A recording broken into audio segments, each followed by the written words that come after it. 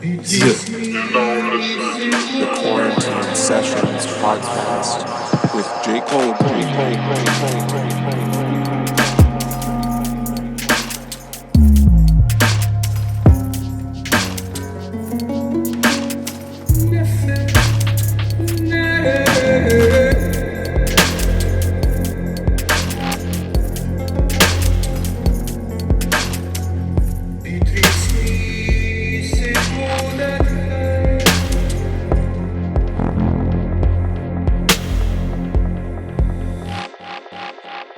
Hi there. What's up? We did it. We did it. So this is your first time doing is this your first time doing a live conversation on Instagram?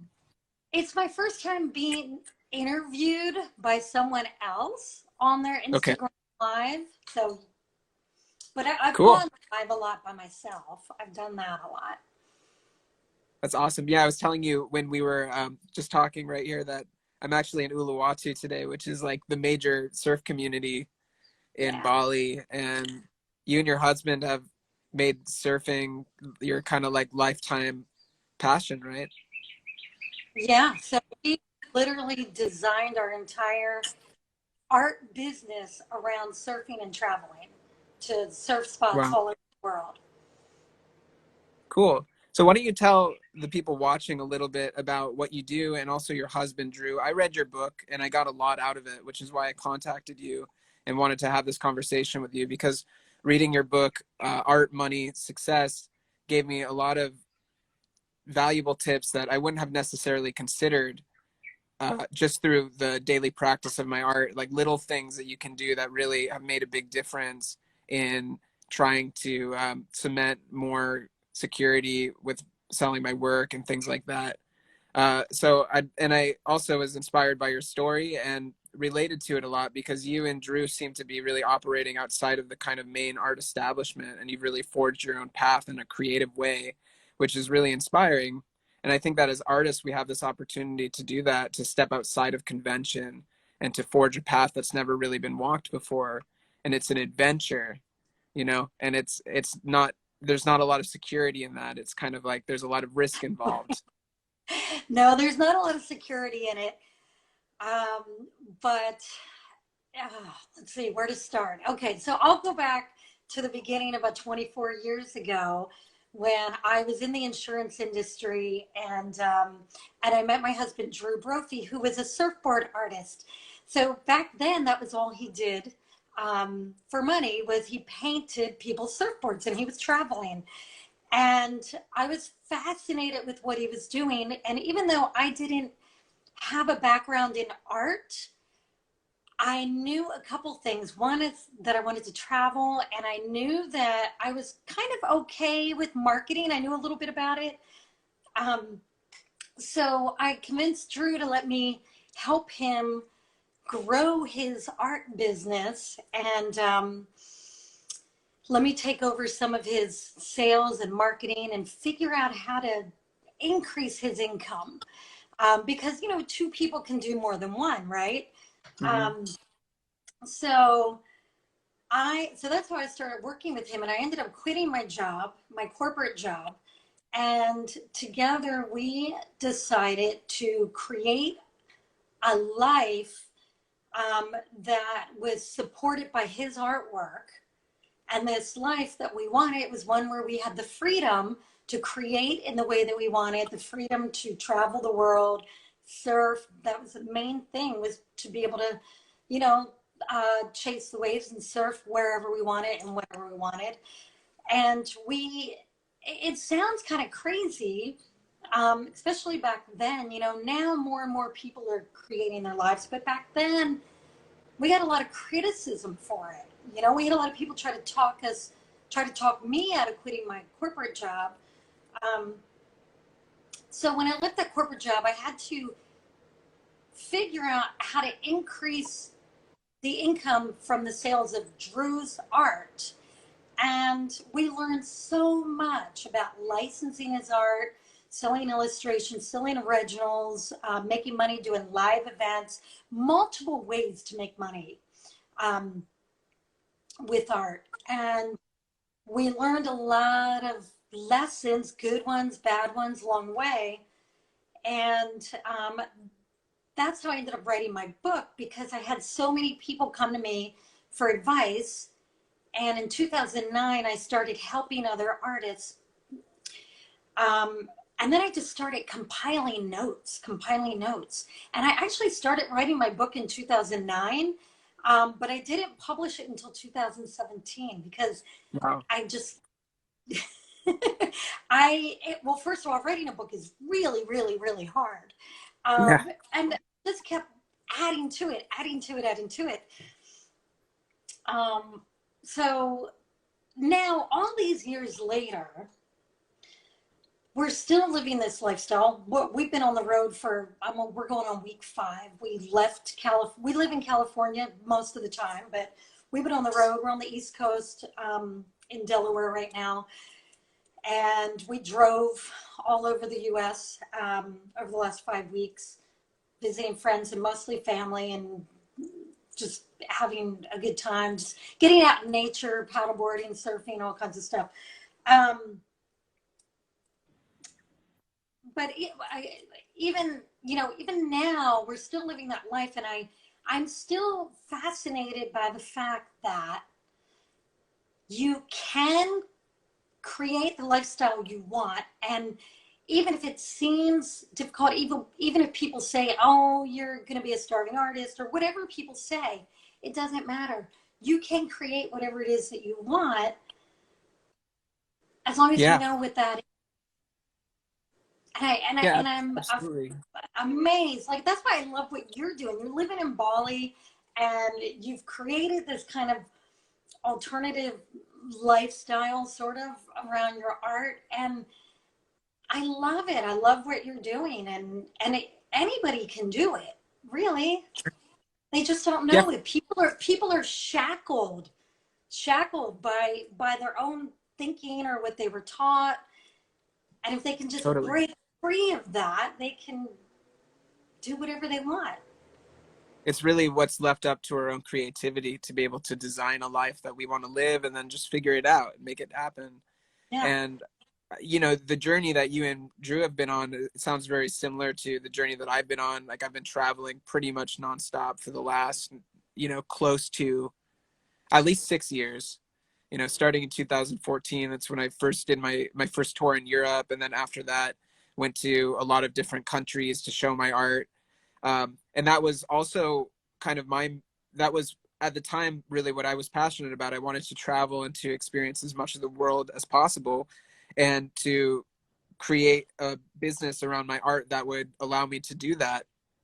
And you did it through the surfing world. I did it more through the festival world, things kind of related to Burning Man and stuff like that.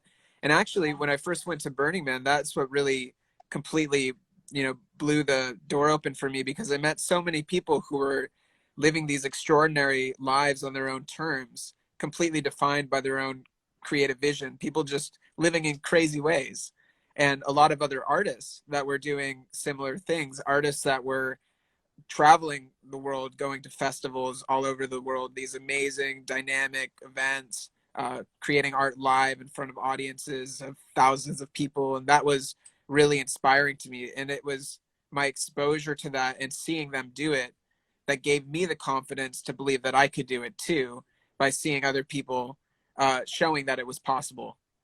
And I think that that's really important. I think it's important to kind of demonstrate to people that it is possible to not only make it as an artist, but to also make it as an artist in creative ways, and to be able to really live life on your own terms, and to define a vision of a life that actually it really enriches and inspires you and is really exciting, and unique to your particular soul's calling. Yeah, absolutely.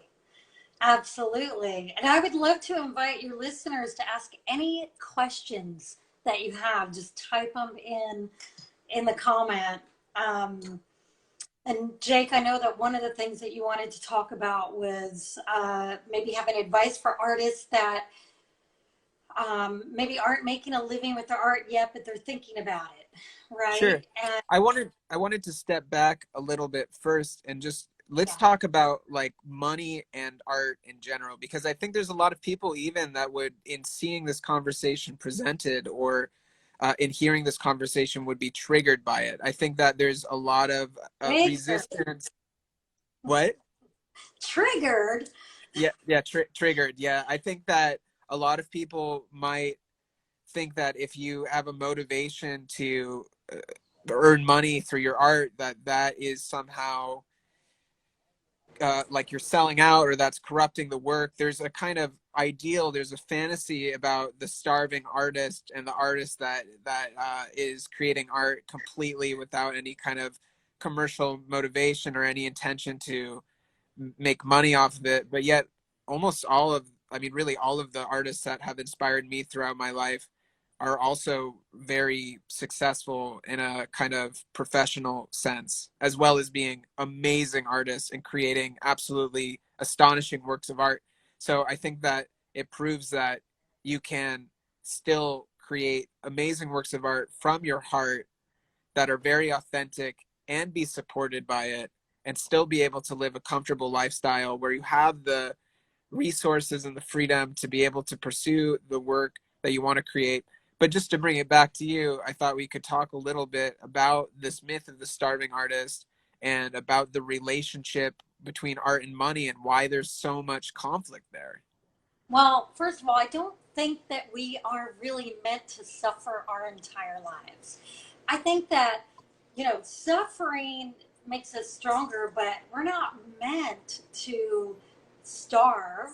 We don't come to earth to starve. If you have this desire to create art, like for you, you're creating visionary art. Or when I think about Chris Dyer, or I think about, all the artists that I really admire, I think the work that they're doing is really important for the world. Their art is making a difference in the world. You cannot create freely when you're starving, when you're hurt, when you're homeless, when you don't have space, when you don't have the materials you need. Um, that's number one. And number two, the starving artist thing really is like it is a myth. I have worked with literally, I don't have a number, but thousands of artists since 2009. A lot of them, most of them one-on-one. And a majority of the artists that I work with that are really doing important work, they're not starving. Um, they're either being taken care of, they're making sales, they're generating an income in some way, and that gives them the freedom to create their work the way they need to. I mean, try creating your next painting series when you're, you don't know where your next meal's coming from. You can't focus. So it's important. And I know a lot of people that think, oh, money is, uh, the world would be better without money, and we need to change our money system. And maybe that's true, but for now, the system that we have is the system that we have, and we have to work with it because it's what's there. Right. And there's no shame in earning a living from doing what you love. There's no shame in that. I mean, No, it's to absolutely celebrate not. it. You should celebrate it and be grateful when you have that opportunity to do it. I feel grateful every day. I feel so fortunate that I get to do what I love. I love to write, and my art is, I don't paint, I don't sculpt, but my art is writing, and my art is creating artist communities and facilitating art programs. And I love being able to do that, and I feel so fortunate that I can do that. Hmm. It's a blessing. And the world needs what you have. If you have this strong desire to create something, it's because there's a calling for it, right? um,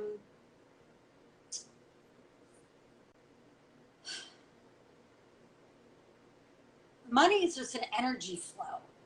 And so when someone pays you for your art, it's like you're giving them your artwork, and that's something you created out of love. Well, their money that pays you is a form of love in return. That's really how I look at it. Every time somebody buys something from us and writes us a check or hands us cash, I always say thank you, not just to them, but you know, to the universe. Right. Thank you for this blessing that I get to do this every day. Absolutely. Yeah, and in my own experience, when I'm really stressed out about money, when I've, when I've been struggling more and my bank account's not healthy and I don't know how I'm going to pay for my rent or whatever, it's a lot more difficult for me to focus on creating the work that I want to create.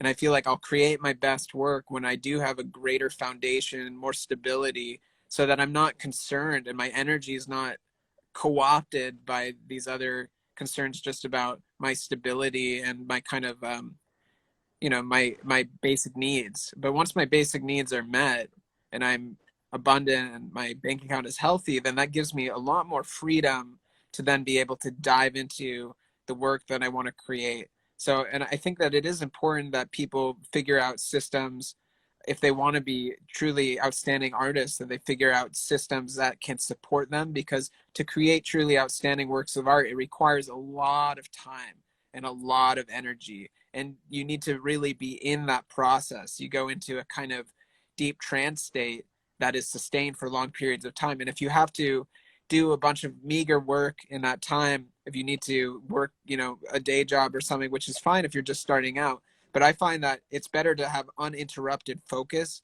into a particular project, which I find is best achieved if I already have my basic needs met.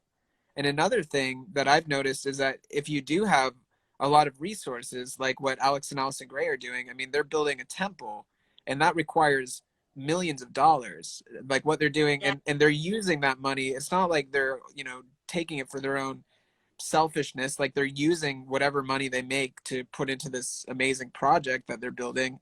And if you are making a lot of money from your artwork, you can use that as a resource that you can use to build incredible artifacts and to create, community centers, museums, temples, art projects, like whatever it is. But that stuff requires money and resources to be able to build. So it's just kind of Right. like one of the realities that we live in, that, great art is expensive.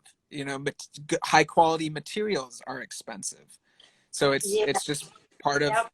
part of the reality that if you want to be an outstanding artist and create outstanding works of art, you probably need to have a healthy income flow to be able to realize that.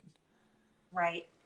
Right. Or and the other thing is just being really um, mindful of how you handle your business, the business of art. Because if you want to be a full-time artist, you have to look at it as a business, even though it's a creative thing.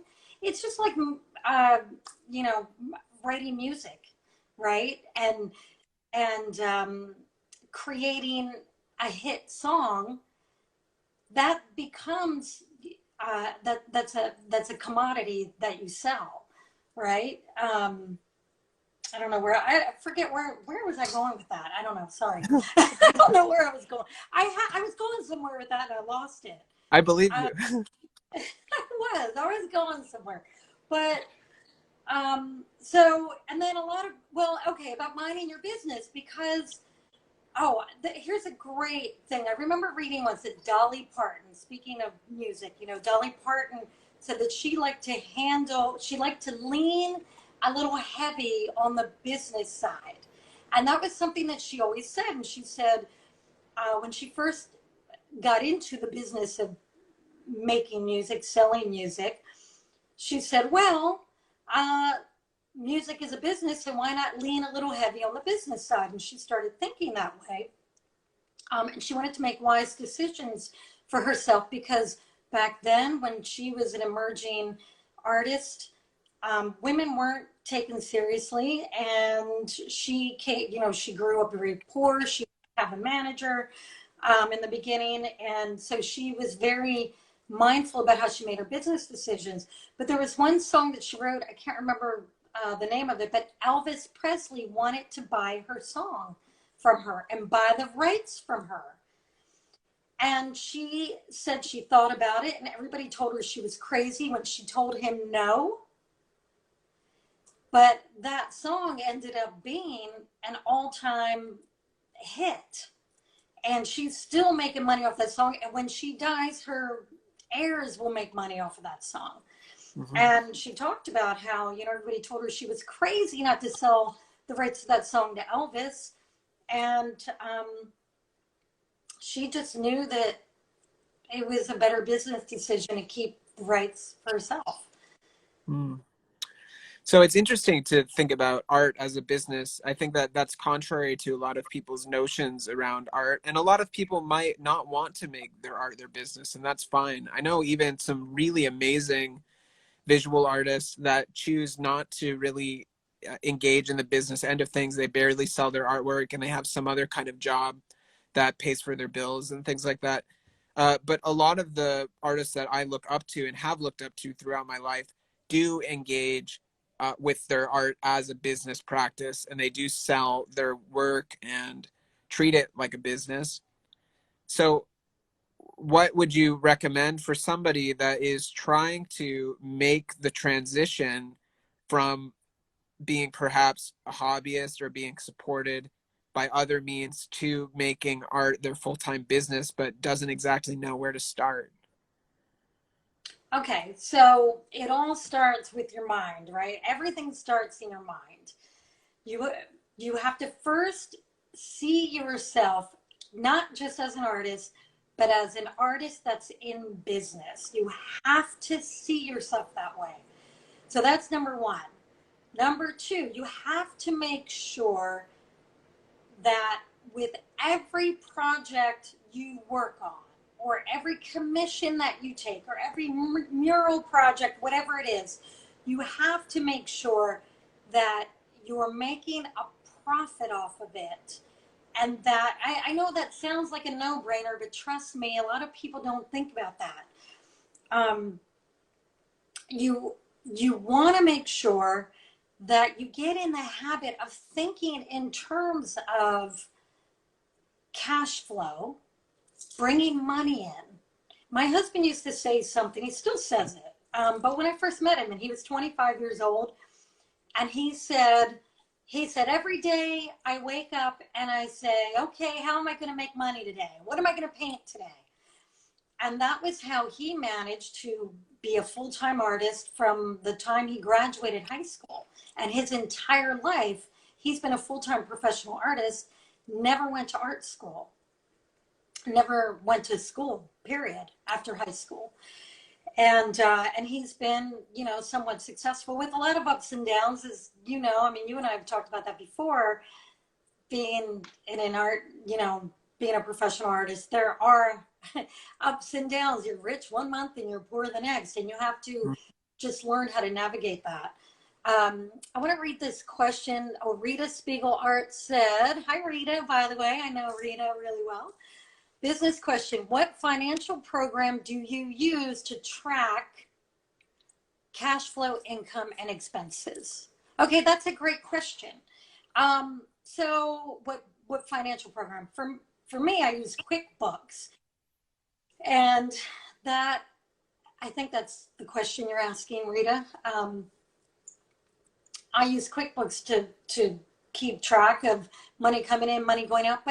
But for an artist who's just starting out and they don't have to worry about those kind of things yet, you just, a pen and paper, and you can, keep track of what you're spending to create your work, versus what you're charging, and make sure that you're not making 30 cents an hour, because you have to factor in your time, and a lot of people forget to factor in their time.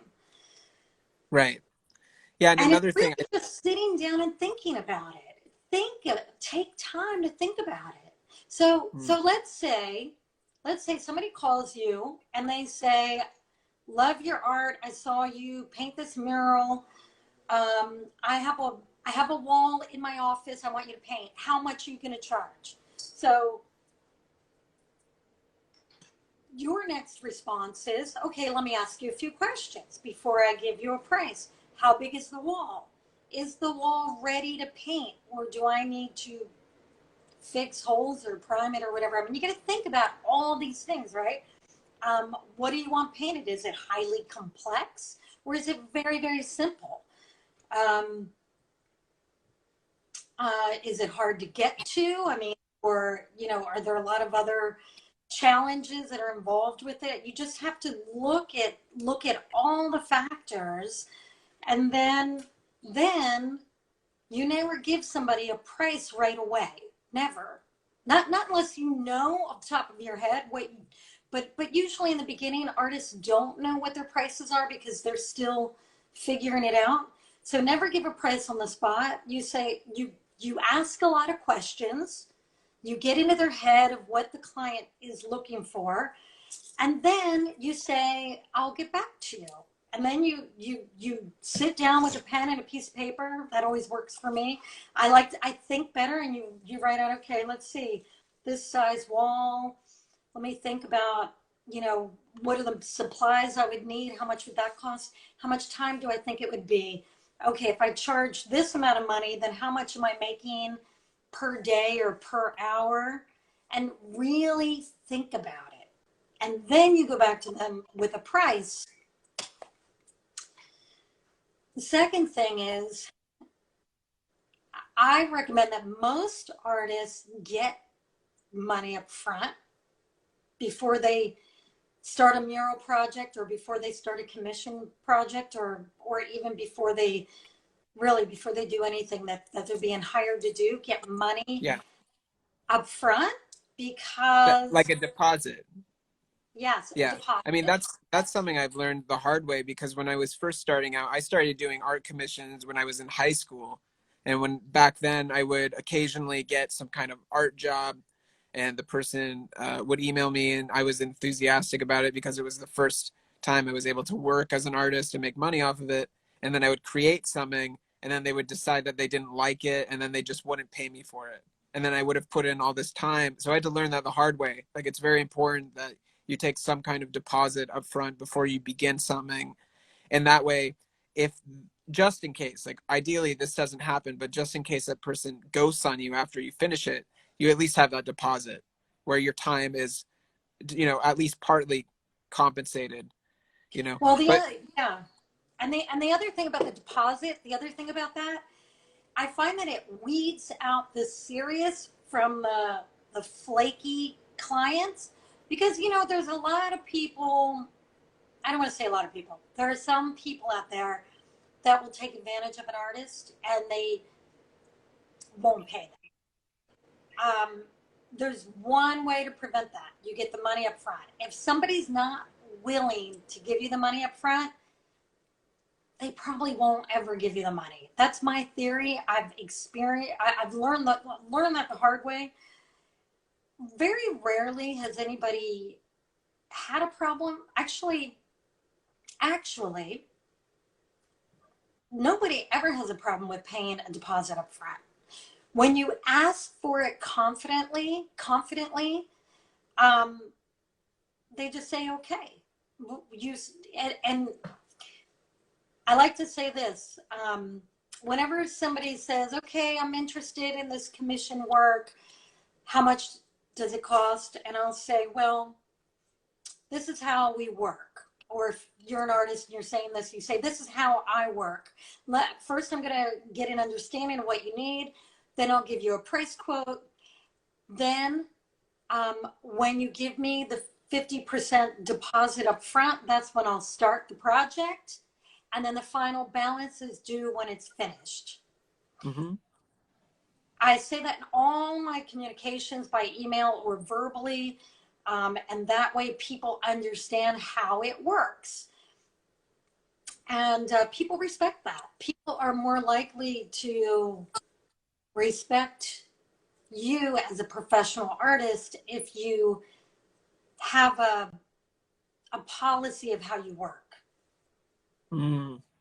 Yeah, absolutely. And if they say no, then you don't want to work with them anyway, And right? yeah, I find it's rare for them to say no. It's rare. I mean, most people, I mean, unless they weren't serious in the first place. And yeah, there are people that are tire kickers. I call them tire kickers because they just want to find out what you charge, but they really never intended on hiring you. And I always think to myself when somebody sends an email, how much does it cost for this? I always think if you have to ask, you can't afford it. Mm. Just, I'm Yeah, just, I'm just joking, really. But I right. do, I do always think that, like, if you're asking, like, you maybe, maybe you can't afford it. I don't know. Mm. Yeah, I think that well, I have a couple questions for you. One is you mentioned tracking your income and expenses. That's not something I've really practiced. And I think that it sounds like a good way to be organized and to make sure that you are coming up on top and that you're not spending more, you're not putting in more money into your business than you're getting back. And what you were talking about is about really looking into all the details of a project to make sure it's worth your while is very important because in the past it's like I've gotten a job offer that's like, I'll give you $2,000 to paint this mural and it'll be in this other place, like another country. And I'm like, sweet, I get a free trip to wherever. But then when everything is said and done, you pay for your plane ticket, you pay for your hotel, you pay for your materials, you pay for transportation, food, and then you actually spent more money to go there and to work and to do the thing than you ended up making. And I've been in that situation a lot. And there was a time when I was first getting started, the idea of being paid to travel somewhere was very exciting to me. But now I'm in a different place where I don't want to be in a deficit situation anymore, where, I'm having to put in all this extra energy to go halfway across the world to do some kind of art job. And I'm not really ending up on top. So I do think it's really important to really clearly and objectively look at all the different aspects of a particular project and just really value your own time and your own energy and make sure it's worthwhile. But another thing that I wanted to ask you is just how do you formulate pricing in general? Because that's something that I've always found a bit confusing. And with art, it seems to be a bit fluid, I guess you could say. Like there are paintings that are worth $100 million, and then there are paintings that are worth $100, and it's a little bit subjective as to what even differentiates those things. And I've heard this kind of idea, something I've been learning about a little bit lately is value-based pricing, which is like if you come up with some kind of incremental measurement of what something is valued at, then you can use that as kind of a rubric to price everything. So I'm just curious if you use that kind of a system, and if so, how do you come up with prices for things?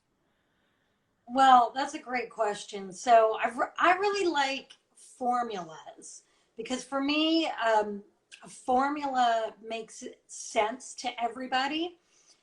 And we can talk about murals and we can also talk about paintings. But so paintings, basically a per square inch price, um, roughly a per square inch. So, but what I ended up doing was coming up with like four of the most popular sizes of paintings that Drew paints, and I have a price for each of those. And so, if somebody says, "Well, how much would it be to get a 18 by 24 painting of a surf spot?" Um, that is $1,800. A 24 by 36, I think, is I know we've recently changed them. I think it's 2,400, and a 36 by 48 is like 3,500. So I like having. Actually, I find it's easier to have like set sizes because then the price is right off the top of my head, and um, and then sometimes people will say, "Well, I just want like a really small 8 by 10," and Drew doesn't do 8 by 10s because it really I mean, occasionally he'll do them for fun for himself, but he won't do a commission one because when you do a commission painting for somebody, it's what they want, and it's so much harder, and it's so much more Yeah. detail, and it's easier for him to do an 18 by 24 than it is to do an 8 by 10. Hmm. So Yeah, it ends up being almost the same amount of work, but you get paid less to do it. I understand. So yeah, you're but then, saying you have like a particular size and a particular kind of like level of complexity or something, and then you use that to gauge all of the other prices for all the other sides. So if somebody wanted something that was twice as big, you would kind of like double the price of that, and that would be your price then. yeah, and then so he does two different styles of art. He does surf art, which is kind of easy for him, really fast. I mean, he paints those so fast. He can paint them in his sleep. And then he's got his sacred geometry art, which is so much more intense. You can't make a mistake. It's mathematical. Everything takes so much longer. And so there's a completely different price structure for the sacred geometry. It's a lot more than the surf art. But the surf art is mostly what we sell because that's what he's known for and what he's always done. And then with murals, wall murals, we have a per square foot price, which actually is kind of a sliding scale. If I change it depending on who the client is. So if it's a small mom and pop coffee shop, it's going to be like, you know, $10 a square foot. Um, if it's a company with deep pockets and they tend to, you have to jump through a lot more hoops with them. You have to, everything takes longer with the bigger companies. And so we charge like double with Mhm. big companies. Um, and then we usually have a minimum, like he's not going to bother driving to LA for a mural for less than like $4,000. Um, Right. There should you be, know, it so should we, cost extra if you have to travel a long ways to do it. yeah, well, I add, yeah, and I always add for that too. But what I'm saying is, like, let's say it's a really small mural. There's no point in doing a small mural for him anyway, for, you know, a small amount of money because it's a pain in the butt to really just any mural project. You have to think about, you have to, it's really good to have like a minimum. So you can say $10 a square foot or $25 a square foot, or I know artists that charge $35 a square foot, which can be a lot of money, you know, when it gets bigger. But always have like a minimum, like, Mm. you know, $10 a square foot, but no matter how small it is, I mean, either $10 a square foot or $1,500, whatever is greater. You know what I mean? I know Right. I'm just making numbers up here, but I understand. Yeah, it's, we only have about maybe like 15, 20 minutes left. Just wanted to give you a little bit of a warning. But when it okay. comes, it's something that's also come up and came up a lot for me when I was first starting, and I wanted to talk to you about it. Is just like people trying to sell exposure to artists. Like, come do this mural at our company for free. It'll be great exposure.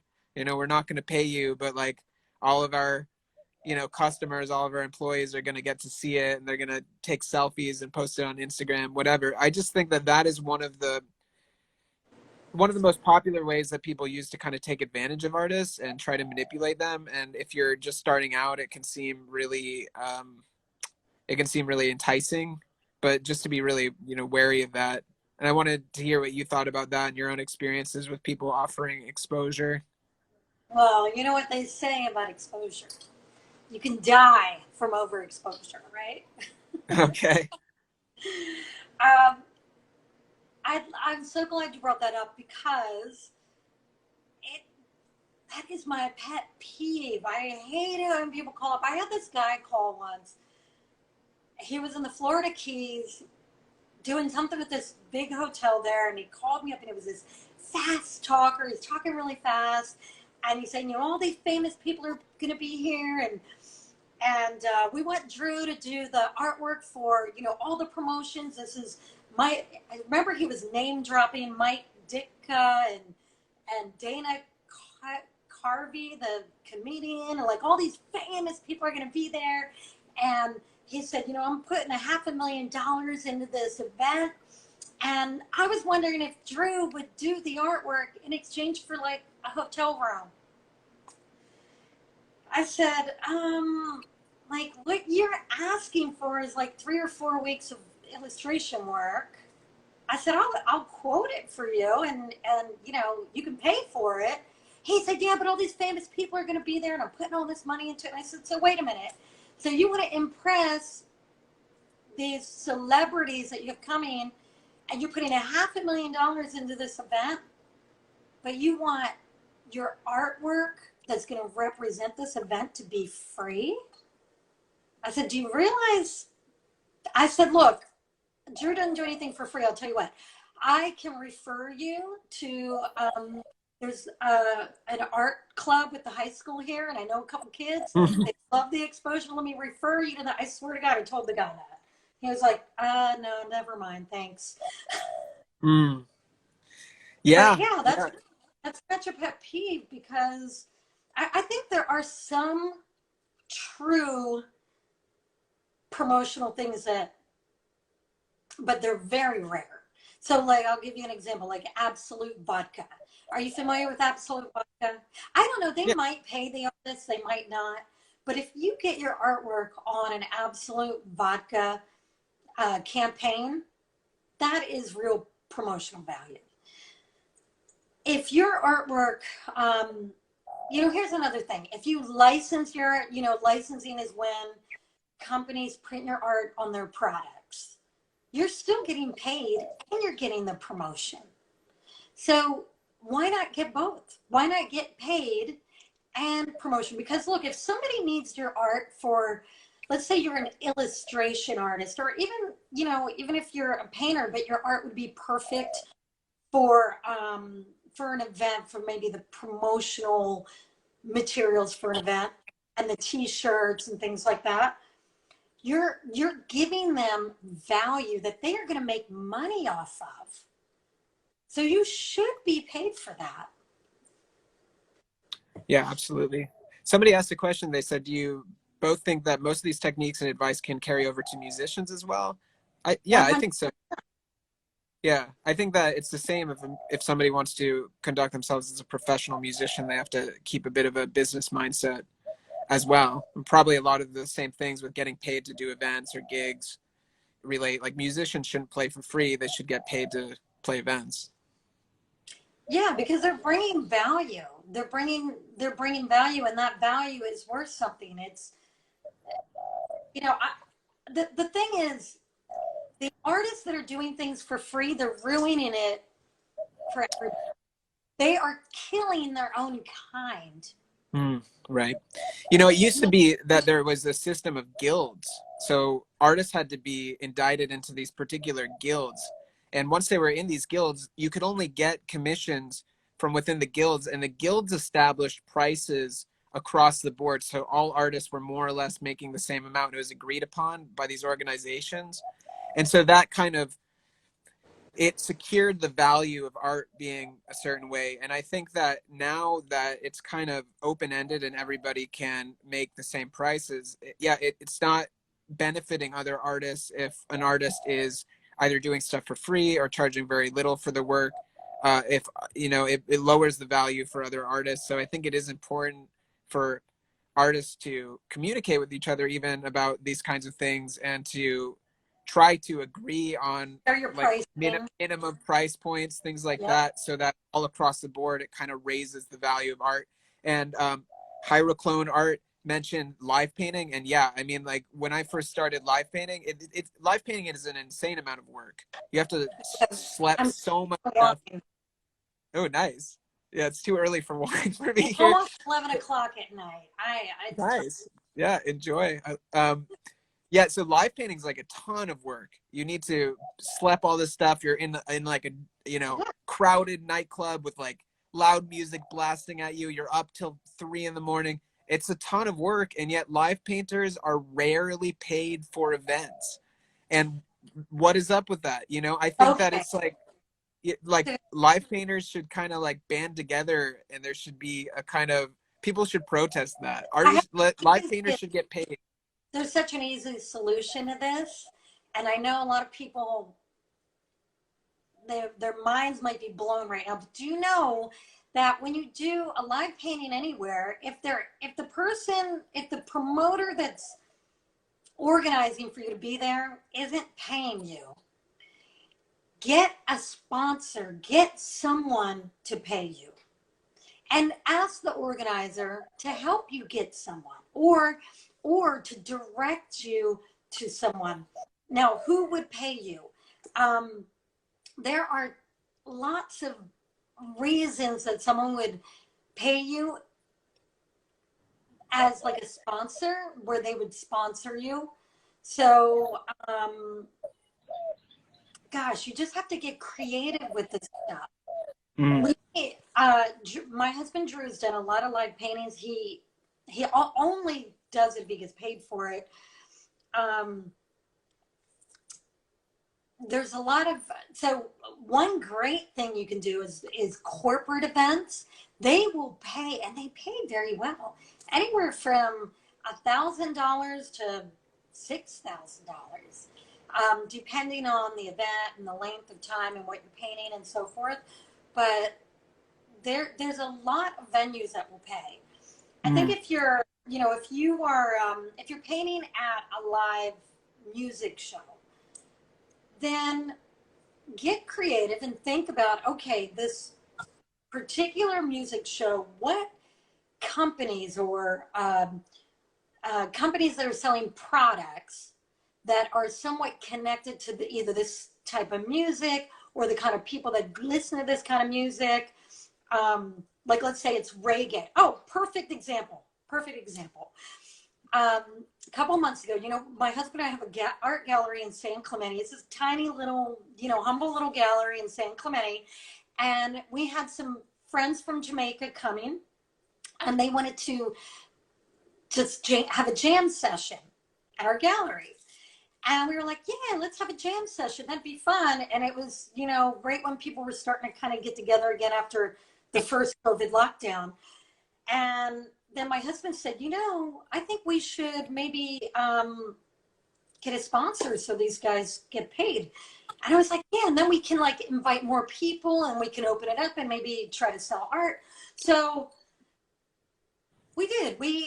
Since it was a reggae band and these guys love to smoke, we got a local dispensary to sponsor it.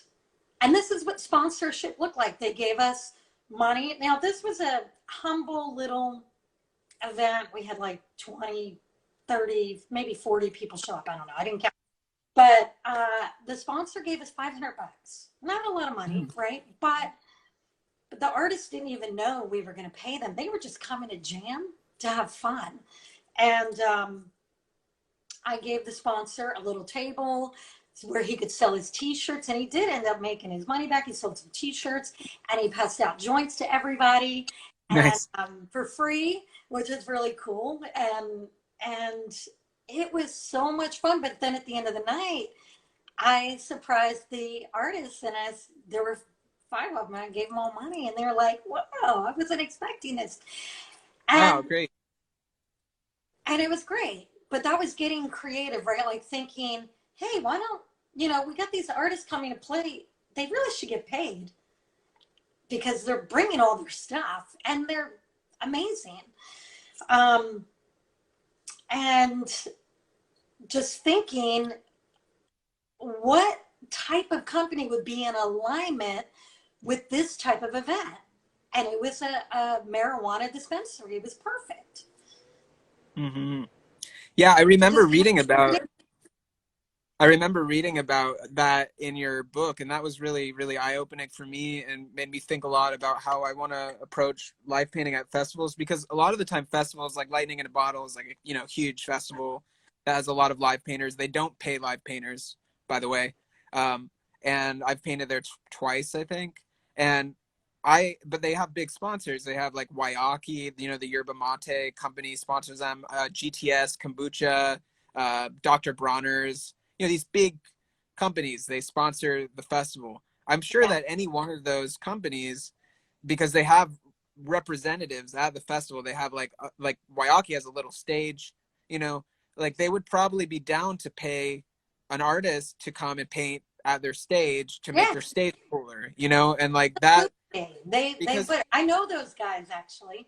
cool, nice. I know them Yeah, really they're well. awesome. I've known people there too, and they always have like amazing music and stuff at their stages. And a lot of my friends who are You know DJs play Miguel, for that. Don No, Miguel. I just had some friends that were in BC, Canada, that were like driving around the Waiaki mobile and giving away Yeah. free yerba mate to all their friends. But yeah, like that was such an eye-opening idea, because what happens a lot with music festivals and transformational festivals that I've been to tons of is that it costs tons of money to put these things on. They don't necessarily have the biggest budgets, and their budgets mostly go towards paying the music acts. So when everything is kind of done, I mean, they have to pay for the music acts, they got to pay for the toilets, they got to pay for the people that, you know, work at, like everything is paid for. There's like barely any budget left at all for artists, and so very few of those festivals actually pay visual artists to attend, and it's kind of more sold for either exposure, or you can show your work in the gallery and maybe, if you're lucky, sell something. But I think Yeah. that the idea of getting a sponsor from one of the companies that is funding the festival, that's an amazing idea and something that I really want to try. Yeah. Hopefully, I was thinking about this yesterday, like it's so crazy this summer there being no festivals, and like that being such a way to like charge up positive energy to get all these people together and to just like dance and celebrate. And I feel like that energy has a positive ripple effect, like it sends that out throughout the world.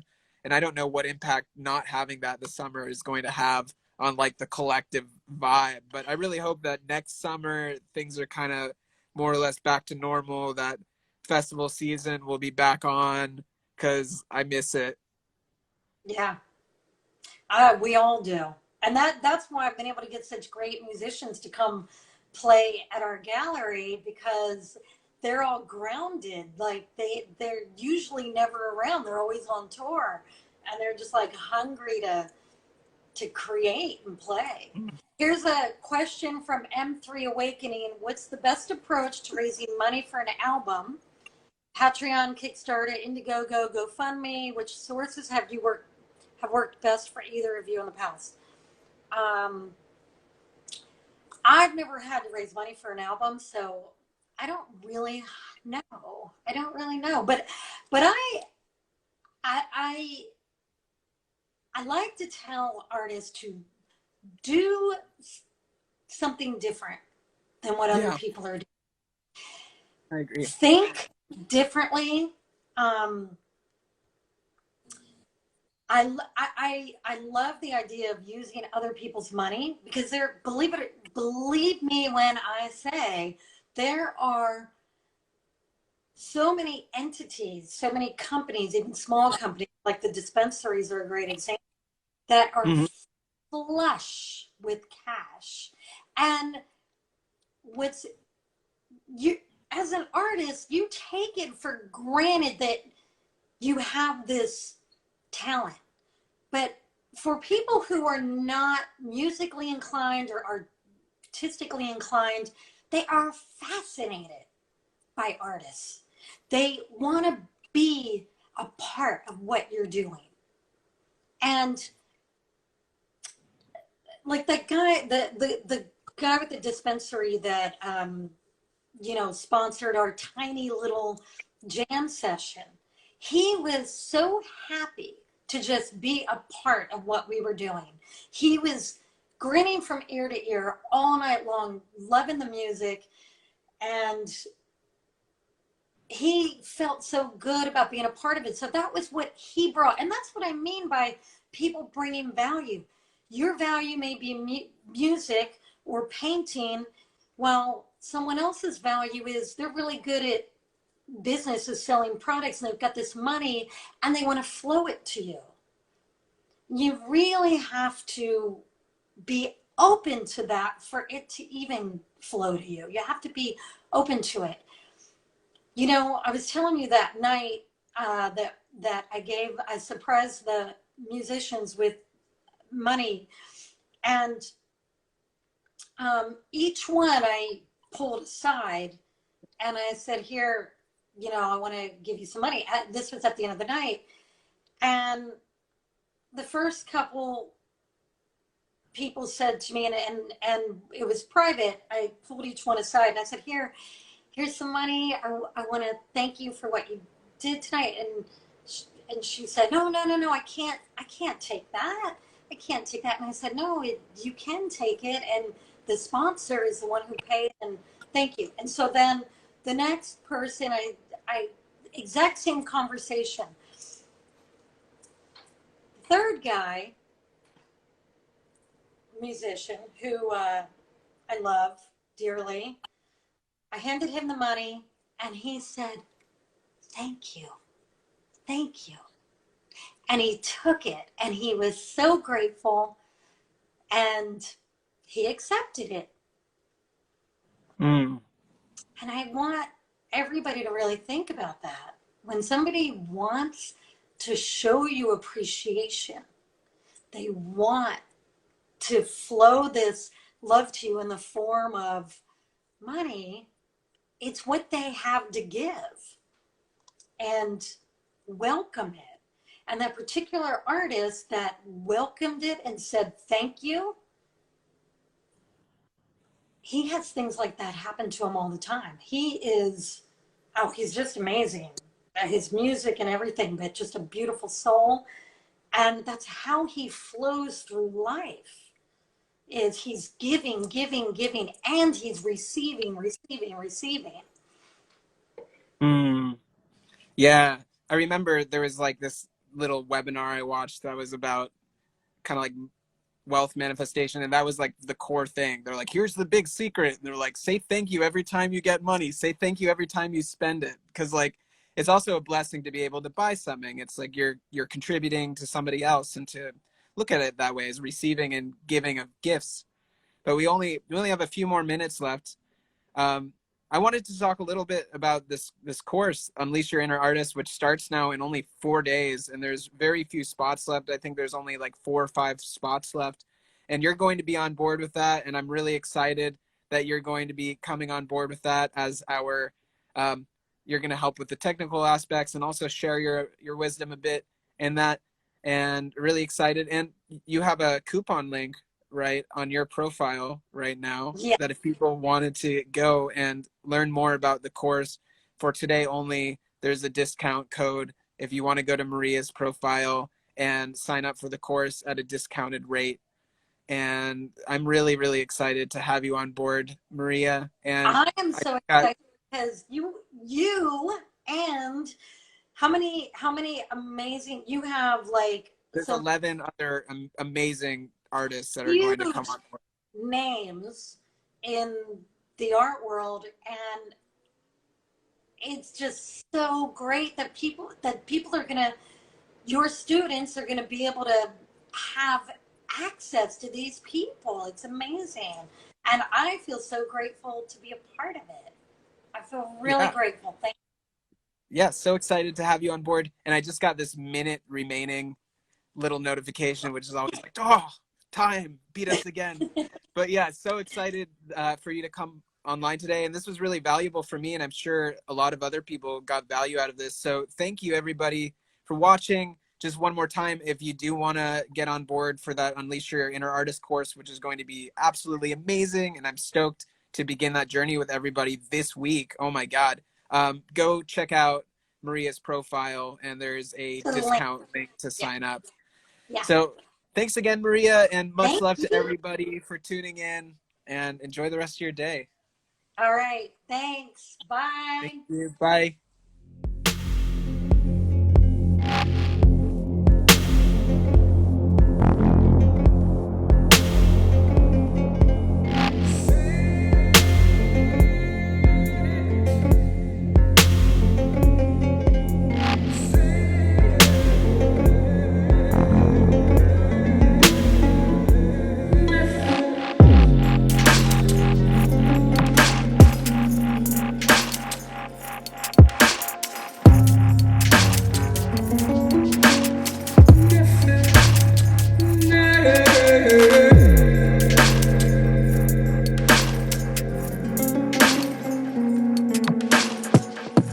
The